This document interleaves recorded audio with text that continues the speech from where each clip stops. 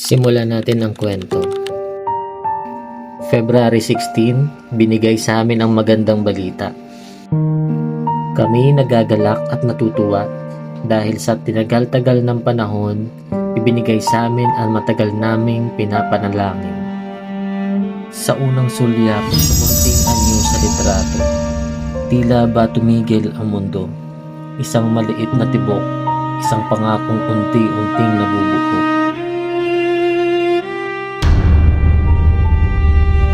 Sa bawat paglipas ng araw, bawat pintig ng puso mo ay nagbibigay ng pag-asa, saya, at pangarap na unti-unting hinahabi ng aming mga puso. Ngunit dumating ang sandaling hindi inaasahan. Ang dating masimpleng pintig ay biglang nawala. Tahimik, walang galaw. Para bang may bahaging kinuha sa aming pagkatao. Isang sakit na hindi maipaliwanag. Isang katahimikang sumisigaw sa loob.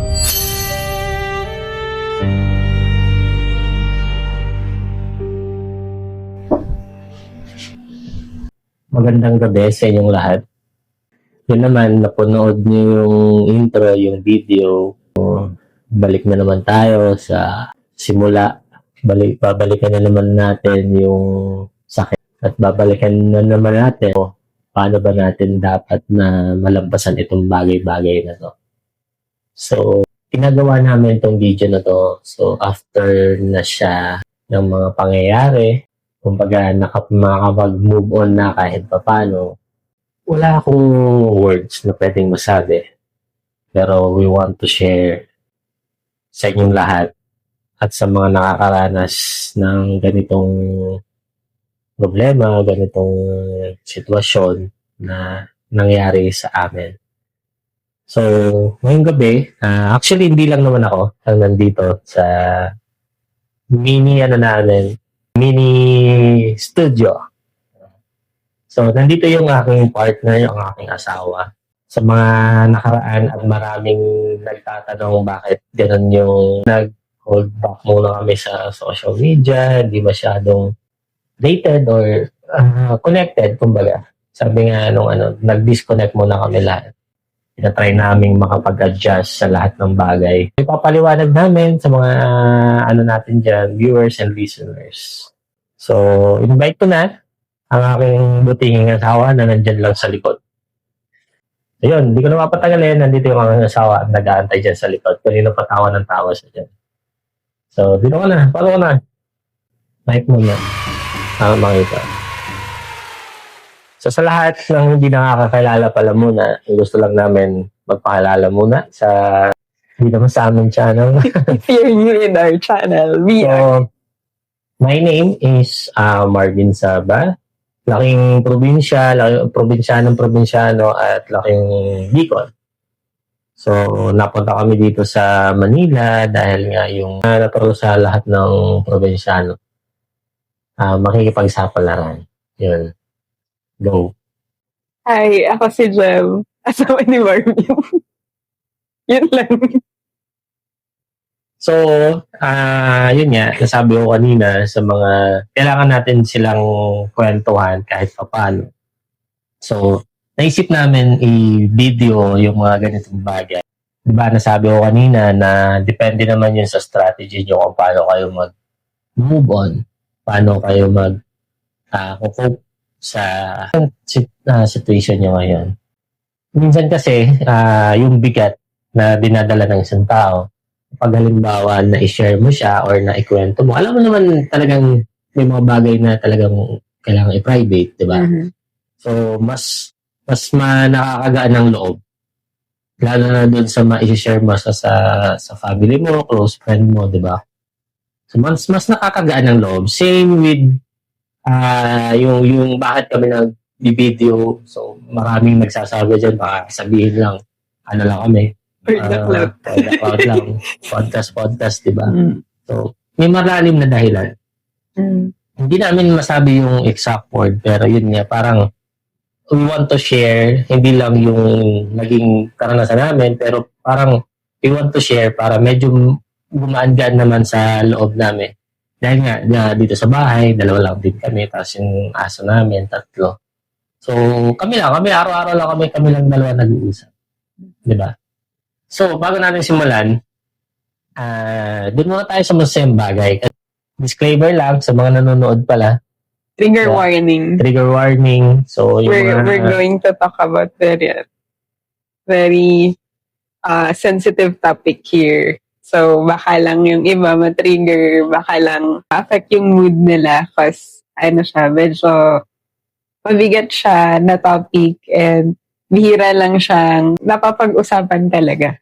Parang limited lang yung mga taong nagto-talk forward tungkol sa ganitong topic kasi mabigat siya at mabigat siyang ikwento. Hindi siya basta-basta. So, kaya baka lang yung iba matrigger ng kwento. So, disclaimer na today we're going to talk about pregnancy, we're going to talk about pregnancy loss, we're going to talk about what happened, how did we cope up, mga steps na gagawin, na usual na dapat aware yung mga tao, pero noon hindi kami aware kung ano ang mga dapat gawin, ano yung mga kailangang i-prepare. So, yan. Yan nga, tama naman yung sinabi niya. So, hiningi lang namin yung hindi naman kami humingi ng awa nyo. So, di ba? Nawawaliwas. Hindi naman kami humingi ng awa nyo.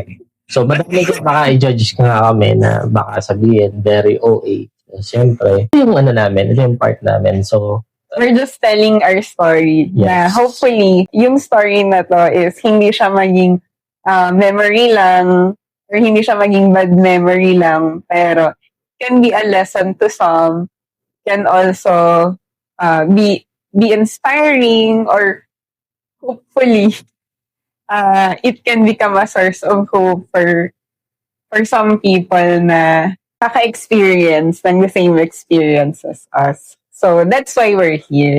Kaya naman sinusubukang i-share kasi nung nangyari, bago muna doon, kailangan muna natin gawin siya ng pamagat. Diba? So, yung pamagat ng usapan ng kwento na to, gustuhin ko mang gawing Tagalog. Pero gusto niya English. So, ito na. In Between Heartbeats. So, Okay. yun. Simulan natin sa mga masasayang karanasan. Kasi, before na malaman namin na, yun nga, nag-positive siya, yung mga nakapanood ng video namin, ng vlog namin, ng memories vlog namin sa Zambales, yun, sobrang saya lang, kumbaga. Birthday mo. Yung birthday ko noong February. So, sobrang saya lang na parang hindi sa amin pumasok or hindi sa isip namin pumasok na magkakaroon kami ng ganung blessing na although hinagad namin siya ilang taon na kasi nga dito na natin sabihin na pang-tatlong miscarriage na ni Jem. So, pinakauna na nag-positive siya, we decided na To try. na kasi nga medyo nagkakaedad. Saka before naman na try natin yun, nag-positive ka na kasi nun We were, sa PCOS, diba? So, nalaman muna na na-diagnose muna ako na may PCOS. Nung nalaman natin na may PCOS ako, we decided na i-try na natin dahil may PCOS ka. Saka sabi naman ng doctor kasi ng OB niya, Matatagalan. pag halimbawa yung may mga PCOS dyan, pag nag-edad daw ng 30 years old and up, ang hinahabol ng doctor, ng OB niya dati, ng first baby namin, na yun na, kasi kapag nag-edad nga kayo ng 30 and up, baka mahirapan niya daw. Mas mahirap yun, kumbaga. So, hindi siya naisip namin na parang, Mabilis ibibigay. na, sige, try na natin kasi positive agad naman yan. Sige, try na natin kasi ready na naman tayo. Hindi ganon. Kumbaga, Try lang. ano lang namin, focus lang naman yan. Wala naman masyadong hindi naman masyadong, lang yan, trending na topic sa mga babae, di ba? So, hindi namin siya masyadong sineryoso. Dahil may advice ng doctor to try, we tried. Yeah, pero In the expectation na hindi naman tayo magpa-positive agad. Pero, on the first try, Positive na tayo. Yes. So, madali yung usapan. So, yun nga, nag-try kami at nag-positive siya. So, kasi mahilig siya yung wag mo nang sabihin sa iba, tapos medyo i-kalma muna yung sitwasyon at wag mong i-announce sa lahat. So, ganun kasi siya. Hindi, may kanya-kanya naman, kada naman babae. Hindi ako pala sure. Kapag babae, may kanya-kanya silang paniniwala kung paano nila dadalhin yung baby. So yun, before kami ikasal, July 13, so ang balak namin dapat is during wedding i-announce, di ba? Na positive siya, we're having We're expecting. na baby. So dahil napag-decide namin na sa wedding i-announce. So yung ang ano kasi namin yun ang kasal is sa Bicol, sa Camsur. So dito kami nagtatrabaho. So nangyari dahil pabalik-balik, stress, natagtag siya sa biyahe. Yun, before the wedding, nung nandun siya sa kanila, yun, bigla lang siya, nung maligo na siya, bigla lang siyang dinugo.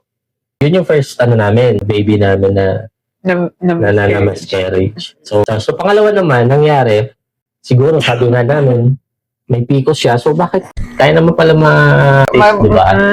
So, sabi namin, so, continue pa rin naman yung check-up niya kasi after nung kasal, tapos nung unang miscarriage niya. Sa recovery naman, nung first baby, so, syempre, hindi masakit kung masakit, pero hindi siya yung parang yung level ng expectation mo na talagang sagad. Nandun yung sakit kasi akala mo, hindi mo paramdam yung kung ano dapat yung mag-feel mo kapag na-miscarriage yung asawa mo, di ba? Pero umiyak ka dun eh. Oo nga, kasi nga. Umiyak nga din ako, pero sabi ko sa sarili ko, ganun ba talaga ang ma-feel ko? Ba't ka umiyak? Ha? Ba't ka umiyak? Siyempre, yung sakripisyo, yung natin noon, siyempre, yung gastos, di ba? Sa pera, grabe ka talaga. Iiyak ka talaga sa gastos, di ba? Kasi may tinitreat ka pang bigos plus yung mga gamot mo pa doon sa baby. Sa una, mas masakit. Di ba? Ikaw, anong mo? Anong na-feel mo doon sa una? Yung sa una, na-shock lang ako.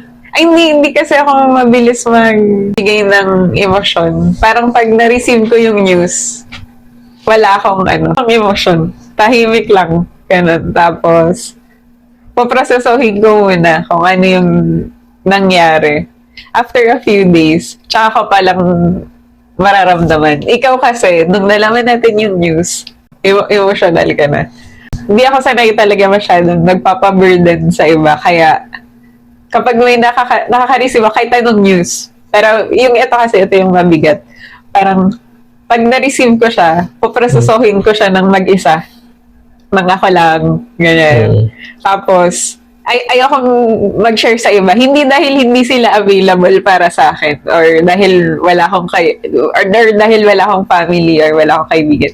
Nandiyan sila, pero hindi ko kayang makita nila na mahina ako, gano'n. Kasi palagi akong malakas. So, kaya kapag mahina ako lang muna, ganyan. Tapos, kapag nakikwento ka na siya, ibig sabihin, okay na. Ibig sabihin, nagiging okay na ako. Then sa first baby, mas madali yung recovery. Masakit siya, pero mas madali yung recovery kasi may inaasikaso kaming kasal. Yung shift ba ng mood, parang easy. Nawalan ka, pero meron kang occasion na laki na pivotal moment. Kaya, so, nakatulong siya. Nakatulong yon na ikakasal tayo kasi parang may hindi magandang nangyari, pero may isang matagal din na nating pinaghandaan na mangyayari rin. So, parang yung bad at good, medyo bumalansa siya. Kaya, mas madaling back nung una.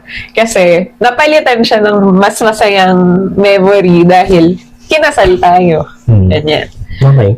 Then, after the wedding, of course, ang mga tao ay magsisimula ng magtanong sa inyo na, kailan kayo magkakaanak? Bakit wala pa kayong anak? Ganon. Mga ganon, alam ko na parang naghahanap lang sila ng small talk.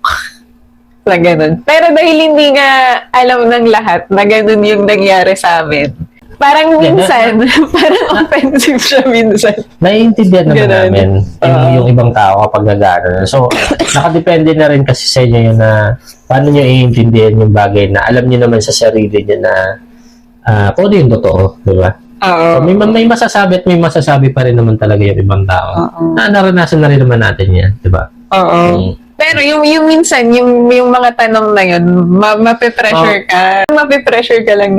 Ay, oo nga, wala pa akong anak. Bakit hindi pa kami nag-aanak? Parang ganon. Siyempre, pag may occasion, pag may mga family gathering, parang natatanong siya. Yung take ko dun, parang mas nakaka-pressure siya sa amin, sa female perspective. Kasi parang kami talaga yung tinatanong, hindi kayo. Parang, tapos ikaw, kapag ka first time mong ma-encounter yung mga question na yun, syempre dati, hindi mo na-experience kasi hindi naman kayo mag-asawa. Nung mag-asawa na kayo, tinatanong na. Yung ibang mga pinsan ko, na-offend sila pag tinatanong ako ng iba. Sila ang sumasagot para sa akin. Parang, what? Kasi syempre, yung mga young generation, mas sensitive sila compare sa older.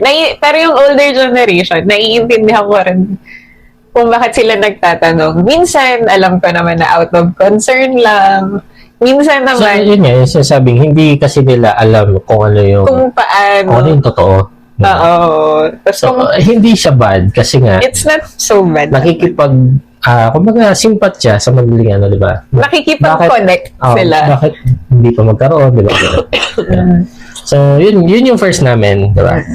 So, jump tayo dun sa sa Pangalawa. Sa pangalawa. So, sa pangalawa naman, so after Last year. ng wedding, so syempre nasikaso namin after the wedding ano yung mga kailangan. So, balik back to Manila na ulit kami. So, yung para dun sa second namin, continue pa rin yung medication niya para doon sa PCOS kasi nga irregular yung ano niya, menstruation niya. So, sa second naman, parang same lang din yung scenario na gano'n lang. So, kumbaga, i-try lang natin, tingnan natin kung mag-positive. Kasi nga, inahabol natin yung age, di ba? Pero nagpahinga tayo muna for ilang months, di ba? Oo. Nagpahinga kasi ang advice ng 1 OB year. ay mag-intay ng 1 year. Nung pa 1 year na, nag-decide na tayo ulit. dahil sa 1 year ang binigay na advice ng palugit, doktor. Dahil sa binigay na palugit ng doktor at doon sa kagustuhan namin na magkaroon ulit at itry ng bago. So, nag-try kami. So, Sa first month ulit yun, na-try. Yung first month try ulit namin after nung pahinga na hiningi nung Positive doktor ulit. niya. Nag-positive ulit kami. So, parang ano pala siya, yung Feel pala ako. pwede ka palang mabundis. Lagi. So, Ganun. yung problema, kumbaga sa amin, medyo umatras na kami doon sa part ng medication kasi puro na siya gamot. Sabi namin, parang, hindi na yan kailangan, parang baka hindi na yan natin i-priority muna. Ang intindihin natin, yung doon sa part ng baby na, nabubundis ka pala, parang gano'n. Diba? So, nag-positive siya. Sa unang doon sa pangalawang positive niya, so, medyo nagkaroon lang kami ng pag-iingat. So, yung care, pati yung mga kinakain niya. So, binago namin. Lifestyle, lahat binago namin. Nag-lifestyle change talaga. Tapos, dun sa, yun pala, bago ka mag-positive dun sa pangalawa, simulan na natin nag-lifestyle change. yung lifestyle, ano talaga natin. Exercise, jogging, lahat. Eating healthy. Hindi kami totally nag-delete ng junk food, pero minimize na namin. Bawasan lang namin. Nag-minimize Tapos, dun sa pangalawa namin, dun namin masasabi na pwede pala makatipid. Bakit? Dun nga sa binago namin yung lifestyle. Sa gabi, Hindi na diba? kumakain. Hindi na kami kumakain ng rice. Laga-laga na lang.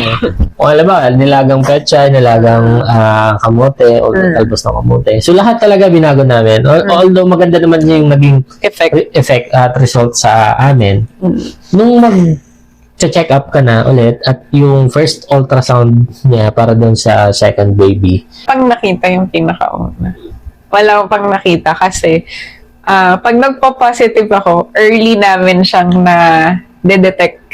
Early nating nalalaman. Parang as Pero, early as 4 weeks. Pero nagpapa-ultrasound na kasi. Oo, nung Para nagpa-ultrasound, dahil galing ka sa miscarriage, so papag-requestin ka na, hindi ka na pag-iintayin ng OB na mag 9 weeks ka pa. Kasi usually, ang ultrasound, dapat mag-ultrasound ka 7 weeks and up para may makikita ka na talaga na baby, may makikita kang may maririnig kang heartbeat. Pero dahil galing nga kami sa miscarriage, syempre, considered as high pregnancy. High risk ang pregnancy mo. So, kaya, upon mag-positive ka, i-issuehan ka kaagad ng OB na magpa-ultrasound para makita mo kung may progression ba talaga yung pregnancy mo. So, nag-ultrasound kami the first time, tapos yung first time na yon parang sobrang early pa, kaya wala pang nakita. Parang ang nakita lang ay thickening ng uterine lining mo. Pero wala pa. So sabi, come back after 2 weeks. Pero dun sa 2 weeks kasi na yon, may biyahe tayo.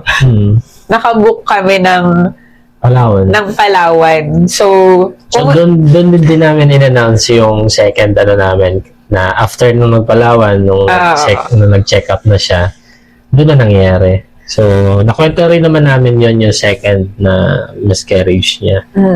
So, para madali, yung kwento, kasi yung second parang sobrang bilis, di ba? Oo, parang hindi mo ramdam yung second kasi parang kakapositive mo lang for 4 weeks tapos 6 weeks, wala na. Nung nag-check up na siya, ultrasound ulit, so hindi pa naman declared na miscarriage, pero nakita kasi ng OB na medyo hindi lumalaki yung sac.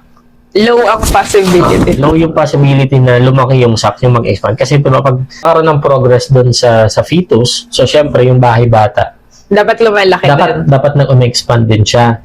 So nakita ng OB na parang hindi. Malaki yung baby. Malaki yung kesa baby, tas yung sa sac niya. So nangyayari dahil pwede naman sanang mag-progress yung baby, kaso dapat yung sac mag-progress ng advance. So kung hindi siya mag-progress, hindi lalaki yung sac niya, parang masasakal yung baby sa loob. Pero na-advise na kami ng OB noon na mababa yung possibility na 50-50 ang chances. 50-50 yung chances niya na mag-proceed. Kaya medyo sa pakiramdam namin nung una, sabi namin ay ito naman yung mangyayari ulit, diba? Pero sobrang hopeful mo nun eh. Hopeful kasi may 50% ka pa eh. Kapag sabi mo, hindi nauubos yung yung probability mo, huwag kang susuko. Kasi nung nakita dun sa ultrasound, ako, mababa ang hope ko. Pero ikaw, nung nag-uusap tayo, sabi mo, hindi yan. Ano yan? Okay yan. Kaya pa yan. Mahabol pa yan. Lalaki ba yan? Oo. Kaso, on the same day na nag-ultrasound, nung night na yon, lumakas na yung bleeding. So, pumunta lang siya ng CR. Madaling araw, iihi lang siya. Yung pag-ihi niya na yun, diretso na. So, tumakbo kami sa ER. Kaya kailangan na i-check ulit. So, doon na nalaman na yun nga, na-miscarriage na siya. For the second. Yung sa second time naman, siguro, kasi sa kalagitnaan ng check-up mo kasi nagsabi na rin naman kasi yung doctor eh. Pinalagay ko na sa sarili ko na baka dating naman talaga sa point na makukunan or hindi ko makukusin, di ba? Hindi ko tutuloy. Sa akin, medyo hindi naman sa sobrang gaan, medyo lang, pinalagay ko na kasi yung sarili ko. Noong time na yun na baka ito na naman mangyari. So, nung na-miscarriage ka, ang una kong naisip nun, paano natin ulit sisimulan? Hindi ko na iniisip na, ano ba naman to? Bakit nakuna ka na naman? Parang Pero grabe ang mo ng second. Grabe ka. Mas grabe ka nun second. Sabi ko, andun pa rin. Sa pakiramdam ko. Maano yung ano mo nun. Yung una, emotional ka lang. Pero yung second, marami ka ng mga tanong. If maaalala mo, feel ka nakakalimutan mo Sabihin mo lang na eh. kasi nung second kasi, dahil nga nung kalagitnaan sinabi na ng OB mo na 50-50 chance. So, Oo. yung lahat, inasa ko kay Lord, di ba? Mm. Yung lahat ng inasa ko kay Lord. Pinagdasal ko talaga siya. Sabi ko nga, ibigay mo lang to, kumbaga. Oo. Ibigay mo lang to, hindi ka magsisisi sa amin, Oo. aalagaan namin to, ganyan. Oo. Iba kasi kapag inano mo na si Lord eh. Oo. Diba?